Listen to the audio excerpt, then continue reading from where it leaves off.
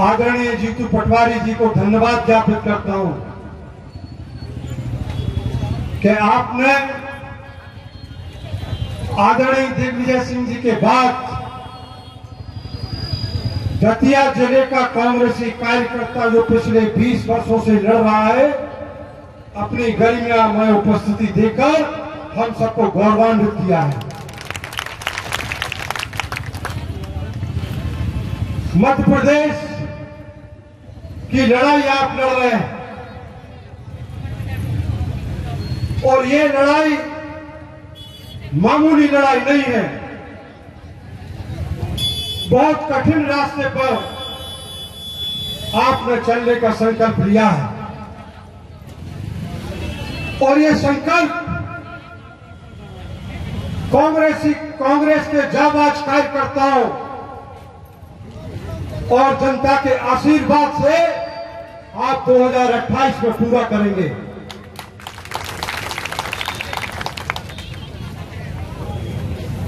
मध्य प्रदेश घोटालों का राज्य हो गया है पिछले 20 वर्षों से।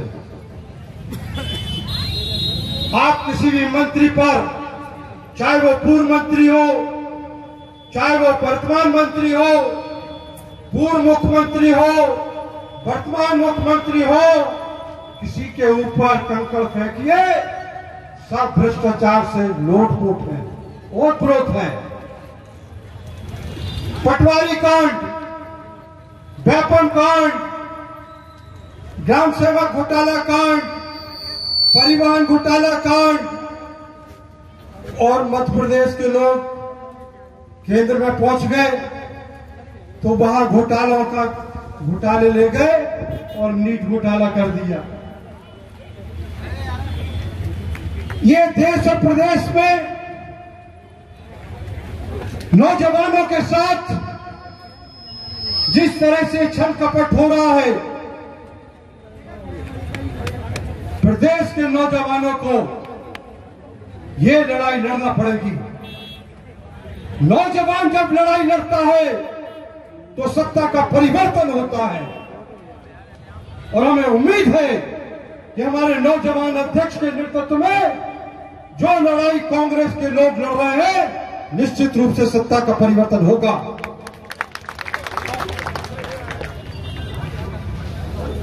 मैं आपसे निवेदन करना चाहता हूं,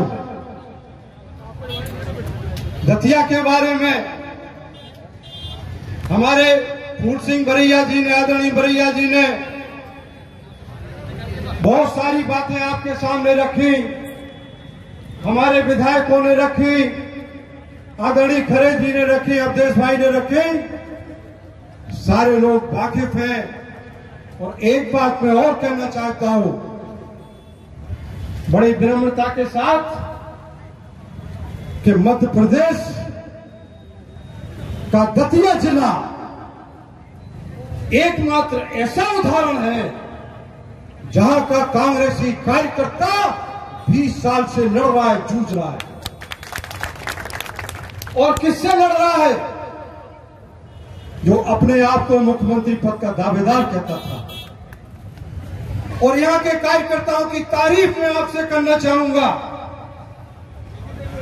कि पूर्व गृह मंत्री ने हमारे कांग्रेसी कार्यकर्ताओं को तोड़ने की कोशिश की, झुकाने की कोशिश की, खरीदने की कोशिश की, लेकिन एक भी कांग्रेसी कार्यकर्ता न लाठी से टूटा, न धन से टूटा और न ही अधिकारियों के दबाव, झूठे फर्जी केसों में टूटा। लोगों ने जेल जाना पसंद किया और जेल जाने वालों की लंबी लिस्ट है, चाहे सत्येंद्र खरे जी हो, सुरेश झा जी हो, नरेंद्र यादव हो, वो शुक्ला बैठा है हमारा आपके पास में, अन्नू पठान हो, अजय शुक्ला हो, पूरी लिस्ट हमारे पास है। ये सब जेल गए। आदिल भाई, इसको तो 2 बार जेल भेजा गया, टूटा नहीं, झुका नहीं। ब्रजमोहन शर्मा ये बेचारे चुनाव लड़ रहे थे गलती से,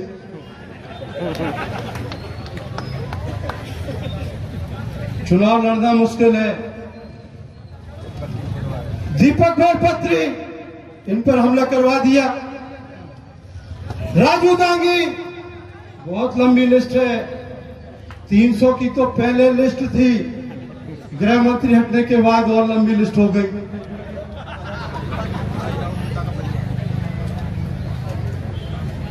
ये हालत उनके राज्य में किस तरह के अपराध बढ़ रहे हैं, और जब कांग्रेसी भी इस बात को कह रहे हैं कि लगातार मध्य प्रदेश में अपराध बढ़ रहे हैं, पूर्व गृह मंत्री भी कह रहा है कि लगातार दतिया जिले के साथ मध्य प्रदेश में अपराध बढ़ रहे हैं, तो फिर एसपी और अपने अधिकारियों को क्यों बिठा ले होंगे? ये नकारा नाकाबिल लोगों को फिर क्यों बिठा ले हुए? जब सभी इस बात को गृह मंत्री जी, पूर्व गृह मंत्री जी स्वीकार कर रहे कि लगातार हत्याएं और लूट हो रही हैं, चोरी और डकैतियां हो रही हैं, मैं तो एक बात और कहना चाहता हूं, ये तो सप्ताह में बलात्कार हो रहे हैं। गनीमत है कि सप्ताह में बलात्कार हो रहे, हत्याएं हो रही, क्योंकि अब आप गृह मंत्री नहीं है। जब आप गृह मंत्री थे तब रोज होते थे हत्या, लूट और डकैती। आपके न होने के कारण इतना घट गया अपराध।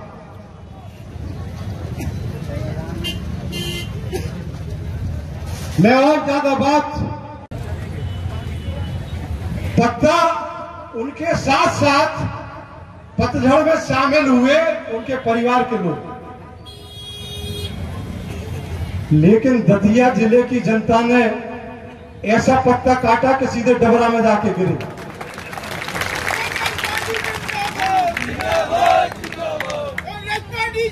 परेशान है, बिजली की कटौती की जा रही है, जानबूझ के की जा रही है। बिजली की कटौती वैसे पूरे मध्य प्रदेश में है, पूरे दतिया जिले में है, भांडेर में भी है, सेवड़ा में भी है, लेकिन दतिया में विशेष रूप से है, और उसके कारणों का उल्लेख पूर्व में किया जा चुका है।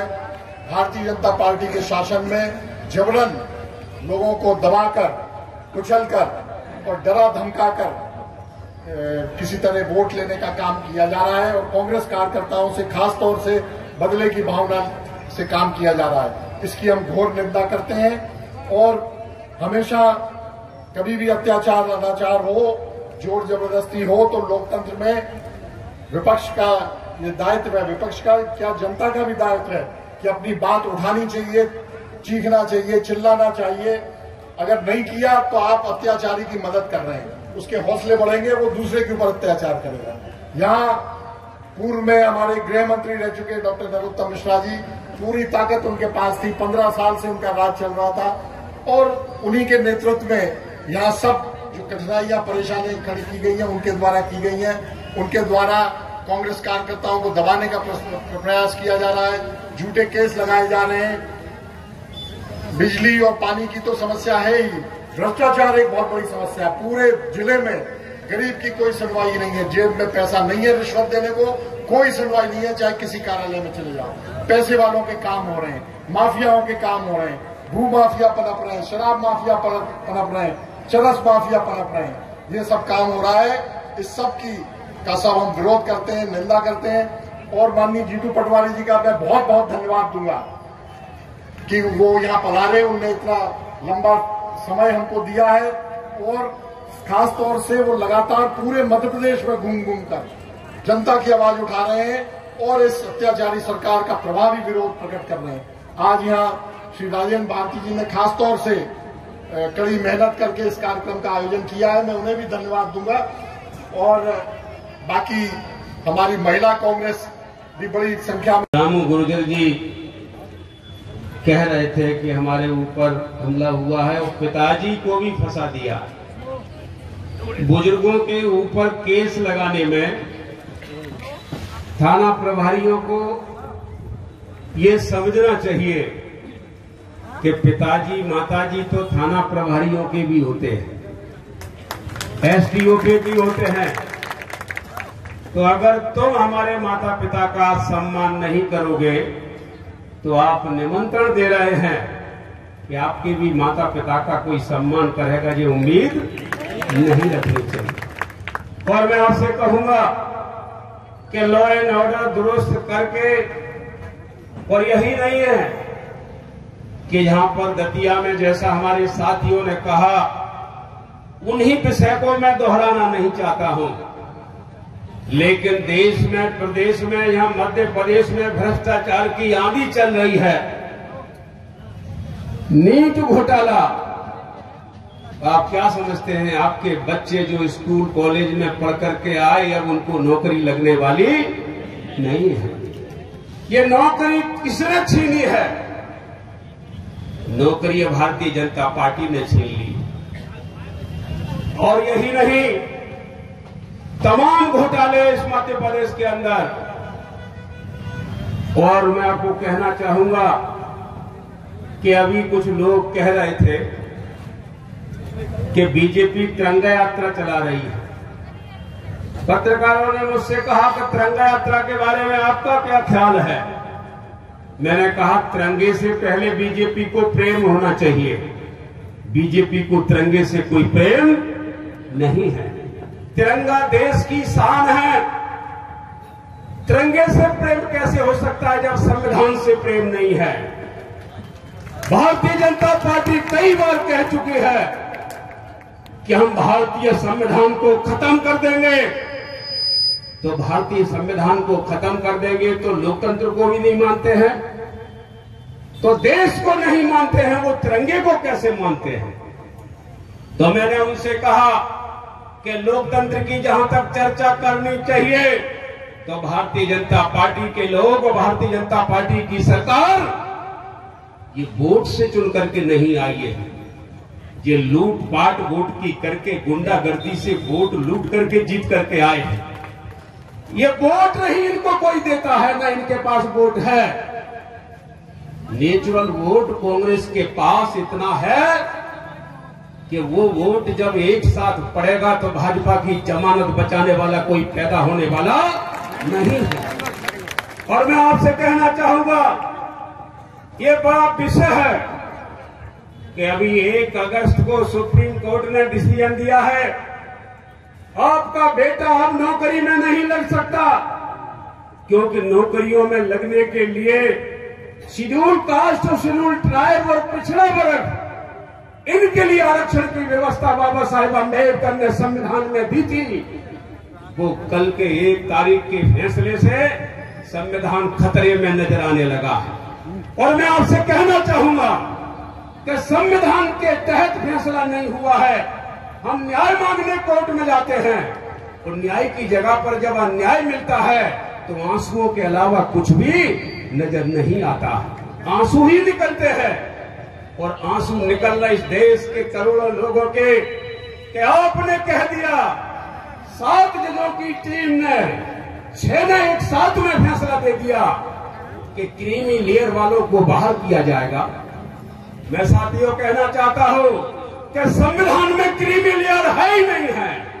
क्रीमी लेयर का मतलब होता है आप आर्थिक रूप से मजबूत हैं। अभी आर्थिक रूप से कोई शेड्यूल कास्ट ट्राइब का आदमी मजबूत नहीं है। और यही नहीं है, संविधान में जो कोई आर्टिकल है ही नहीं है, आर्थिक आधार पर आरक्षण की व्यवस्था है ही नहीं है, और उन्होंने क्रीमी लेयर कह दिया। मैं आपसे कहना चाहता हूं, हैसियत वालों के लिए बात करना चाहता हूं। वो कहते हैं कि हैसियत बन गई है इनकी, तो हैसियत बन गई है तो सबसे बड़ा तो देश का राष्ट्रपति है। राष्ट्रपति रामनाथ कोविंद जी जब हैसियत है तो राजस्थान में पुष्कर के मंदिर में इनको घुसने नहीं दिया।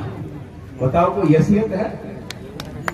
और मैं आपसे कहना चाहता हूं, ये आदिवासी राष्ट्रपति द्रौपदी मुर्मू जब हुआ उद्घाटन संसद का तो राष्ट्रपति को करना चाहिए कि प्रधानमंत्री को? तो राष्ट्रपति को इसलिए नहीं करने दिया कि राष्ट्रपति आदिवासी है, तो आदिवासी की कोई हैसियत नहीं है।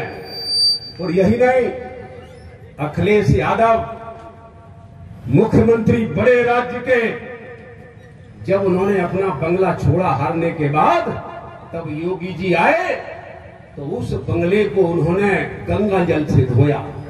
क्यों धोया? क्योंकि अखिलेश यादव से बंगला छुआछूत का हो गया। यही नहीं है, जीतन राम मांझी जब मंदिर में जा रहे थे तो मंदिर में जाने से मना कर दिया। बताओ, हैसियत है? जब राष्ट्रपति की हैसियत नहीं है, जब अभी मुर्मू मंदिर में गई तो मंदिर वालों ने एक लकड़ी लगा दी कि इधर से आगे नहीं बढ़ सकती हैं। जब इनकी हैसियत नहीं है तो हमारी आपकी क्या हैसियत होगी? लेकिन कोर्ट ने ये डिसीजन दे दिया है। और मैं आपसे कहना चाहता हूं, यही नहीं, उपवर्गीकरण ये बड़ा विषय है। उपवर्गीकरण संविधान में अगर कर सकता है कोई, अगर इसके ऊपर कोई बोल सकता है, तो ये अधिकार भारतीय संविधान 341 आर्टिकल में लिखा है कि अगर इन बिरादरियों के बारे में, इन जातियों के बारे में जो शेड्यूल कहा गया है, उन जातियों के बारे में अगर कोई व्यवस्था कर सकता है तो सिर्फ राष्ट्रपति के पास अधिकार है। और कोर्ट ने राज्यों को अधिकार दे दिए हैं कि राज्य के लोग उपवर्गीकरण करेंगे। और मैं आपसे कहना चाहता हूं, अगर राज्यों को ये अधिकार दे दिए हैं तो राज्य का व्यक्ति तो संविधान की धारा के तहत आरक्षण को वो आज ही खत्म कर देगा। क्या संविधान खत्म हो जाएगा, आरक्षण खत्म हो जाएगा तो आपकी कोई जिंदगी बचेगी? इस देश में किसी का जीवन नहीं बचेगा अगर संविधान नहीं बचेगा। इसलिए मैं आपसे कहना चाहूंगा कि ये लड़ाई है, आज आदरणीय जीतू पटवारी जी के सामने ये जनता बैठी है। जीतू पटवारी जी ने झंडा उठा लिया है कि मैं दावे से कह सकता हूं कि ये झंडा झुकेगा नहीं, ये झंडा मध्य प्रदेश की विधानसभा पर लहराएगा। सभी को धन्यवाद। जय भीम, जय भारत। दतिया जिले के अंदर हर 2 दिन में एक हत्या की खबर सुनने को मिलती है। हर 2 दिन में लूट होती है। हर 2 दिन में एक बच्ची का अपहरण हो रहा था। इंदरगढ़ में एक व्यापारी को दिन दहाड़े गोली मार दी गई। साथियों, इसी क्रम में मैं और मेरा छोटा भाई अमन सिंह यादव एक दिन सेवड़ा विधानसभा क्षेत्र के विभिन्न कार्यक्रमों में शामिल होने के लिए जा रहा था तो मेरे ऊपर भी जानलेवा हमला किया गया। साथियों, मेरी गाड़ी में 5 गोलियां लगी। मुझे जान से मारने की नीयत से गोलियां मारी गई। और साथियों, दुर्भाग्य है दतिया जिले की पुलिस का, धन्य है दतिया जिले का एसपी, उसने उन अपराधियों पे तो कोई कार्रवाई नहीं की, मामूली सी धाराओं में मुकदमा दर्ज कर दिया। बल्कि मेरे ऊपर और मेरे साथी अमन के ऊपर और मुझे दुर्भाग्य है कि मेरे वजह से मेरे पिताजी को भी झूठा मुकदमा लगा दिया गया। उनको 60 वर्ष की उम्र में पहली बार मुकदमा लगा। मेरी वजह से आज उन्हें जेल जाना पड़ रहा है। साथियों, मैं उनके आज इस मंच के माध्यम से चरणों में वंदन कर क्षमा प्रार्थी हूँ कि मैं आप लोगों की लड़ाई लड़ता हूँ, इसलिए आज मेरे पिताजी के ऊपर भी झूठा मुकदमा लगा दिया गया। साथियों, वो यहाँ पर मौजूद हैं इस मंच के भी, आपके पंडाल में आप देखकर उनको देख सकते हैं किस प्रकार से सज्जन व्यक्ति हैं। आज तक पूरे क्षेत्र में जो लोग उनसे परिचित हैं उनसे आप पूछ सकते हैं कभी उनने किसी से ऊंची आवाज में भी बात की हो। साथियों, आज दतिया जिले की पुलिस की वजह से मेरे पिताजी और मेरे मामा के ऊपर भी झूठा मुकदमा दर्ज कर दिया गया। दूसरी तरफ उन अपराधियों को संरक्षण दिया जा रहा है दतिया की पुलिस की तरफ से। मैं बताना चाहता हूं इस मंच के माध्यम से और अध्यक्ष जी को बताना चाहता हूं कि दतिया जिले इस समय मादक पदार्थों की तस्करी में पूरे मध्य प्रदेश में नंबर 1 राजधानी बनी हुई है। पूरे दतिया जिले में गांव-गांव के अंदर गांजे की तस्करी का काम चल रहा है बड़े स्तर पर। यहाँ के एसपी को पता है, यहाँ के कलेक्टर को पता है और पूरे प्रशासन को पता है।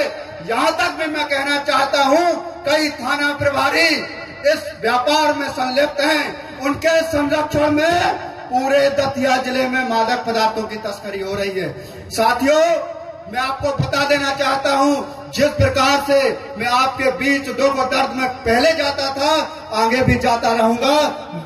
भारतीय जनता पार्टी और यहाँ के नेता चाहते हैं इनकी आवाज को दबा दी जाए। मैं आपको भरोसा और विश्वास दिलाना चाहता हूं किसानों की लड़ाई मैं जितनी ताकत से पहले लड़ रहा था उससे अधिक ताकत से मैं आपके बीच में रहकर आपकी लड़ाई लड़ने का काम करूंगा। मैं इसी क्रम में अपनी वाणी को विराम देता हूं। जय हिंद, जय भारत, धन्यवाद।